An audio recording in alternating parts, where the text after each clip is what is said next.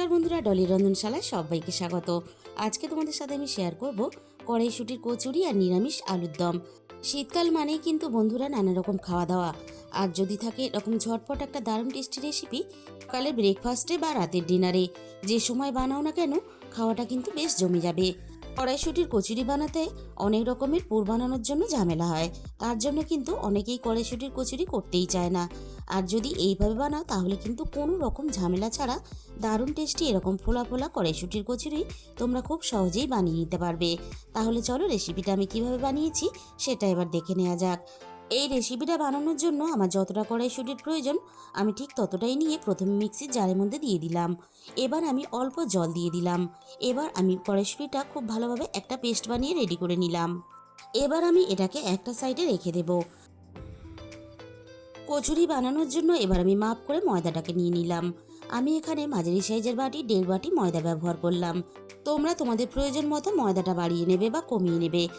এবার আমি ময়দার মধ্যে দিয়ে দিলাম স্বাদ মতো লবণ, আর সাথেই আমি দিয়ে দেব চায়ের বড় চামচের 1 চামচ চিনি।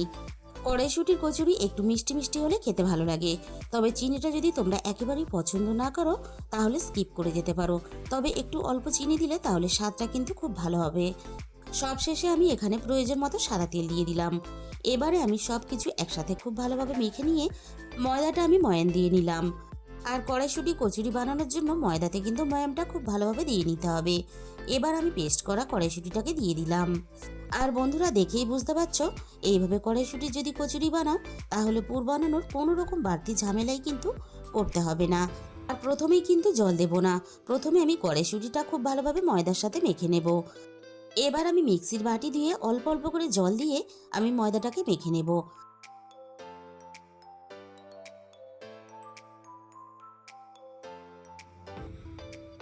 ময়দাটা আমার মাখা রেডি হয়ে গেছে, আর ময়দাটা ঠিক এরকম নরম করে একটু মেখে নিতে হবে। ময়দার উপরটা যাতে শক্ত হয়ে না যায় তার জন্য আমি এবার একটা ভিজে কাপড় নিয়ে ঢাকা দিয়ে দিলাম।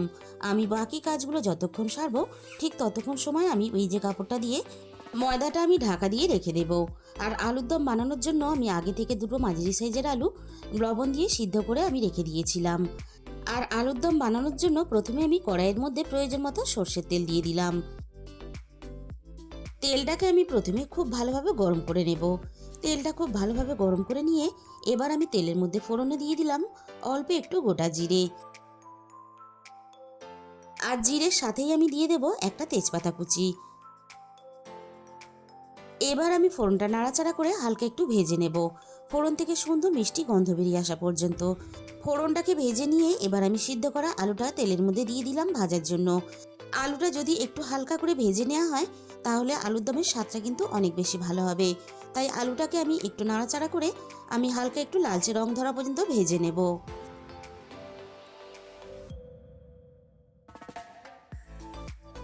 আলুর গায়ে দেখো একটা সুন্দর ভাজার হালকা কালার চলে এসেছে। আমি আগে থেকে একটা মাঝারি সাইজের টমেটো আর অল্প একটু আদা একসাথে আমি পেস্ট বানিয়ে নিয়েছিলাম। এবার আমি আদা টমেটোর পেস্টটাকে দিয়ে দিলাম, আর সাথেই আমি দিয়ে দিলাম মিক্সির বাটি ধুয়ে অল্প একটু জল। এবার আমি আদা টমেটোটা আলুর সাথে নাড়াচাড়া করে একটু কষিয়ে নেব, আদা আর টমেটোর কাঁচা গন্ধটা চলে যাওয়া পর্যন্ত।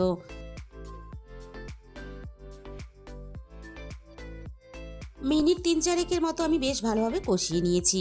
এবার আমি একে একে রান্নার গুঁড়ো মশলাগুলো দিয়ে দেব। প্রথমে আমি দিয়ে দিলাম রান্নার প্রয়োজন মতো হলুদের গুঁড়ো, আর সাথেই আমি দিয়ে দিলাম ঝালের জন্য লঙ্কার গুঁড়ো। ঝালের পরিমাণটা অবশ্যই নিজেদের স্বাদ মতো ব্যবহার করবে। আর দিয়ে দিলাম ভাজা জিরের গুঁড়ো। জিরেটা আমি শুকনো খোলায় ভেজে আগে গুঁড়ো করে রেখে দিয়েছিলাম।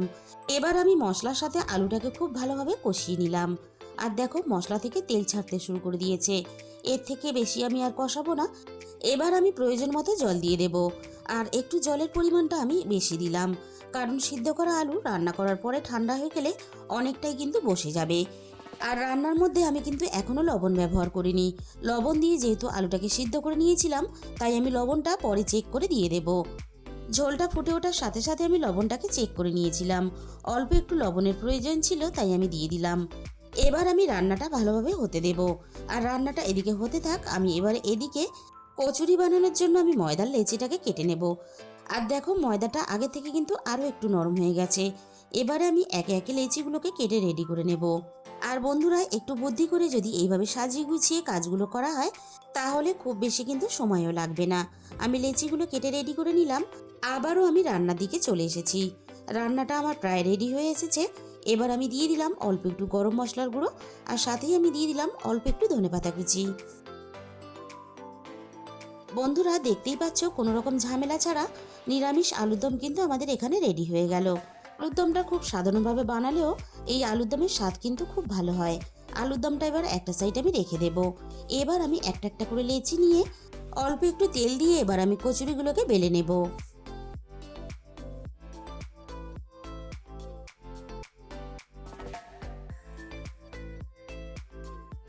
আমি সবগুলো কচুরি ঠিক একইভাবে বেলে নেব।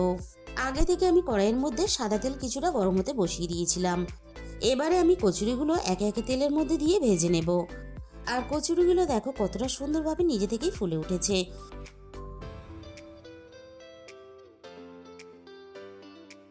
একটা কচুরি আমাদের ভাজা রেডি হয়ে গেল। এবার আমি কড়াই থেকে তুলে নেব।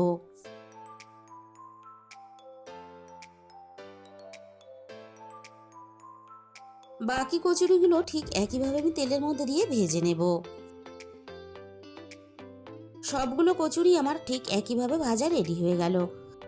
বন্ধুরা, কোনো রকম পুর বানানো বা পুর ভরার ঝামেলা ছাড়া কড়াইশুঁটির কচুরির এই রেসিপিটা তোমাদের যদি ভালো লেগে থাকে তাহলে একদিন হলেও তোমরা বানিয়ে দেখো। তাহলে বন্ধুরা, আজকের এই রেসিপিটা ভালো লাগলে ভিডিওতে একটা লাইক করে দিও আর নিজেদের বন্ধুদের মধ্যে শেয়ার করে দিও। আর যে সমস্ত নতুন বন্ধুরা এখনো পর্যন্ত আমার চ্যানেলটাকে সাবস্ক্রাইব করনি, এরকম নিত্য নতুন ঘরোয়া সহজ রেসিপি পেতে আমার চ্যানেলটাকে সাবস্ক্রাইব করে আমার পাশে থাকার অনুরোধ রইল। তার সাথে সাথে পাশে থাকা বেল আইকনটা ক্লিক করে অল করে দিও।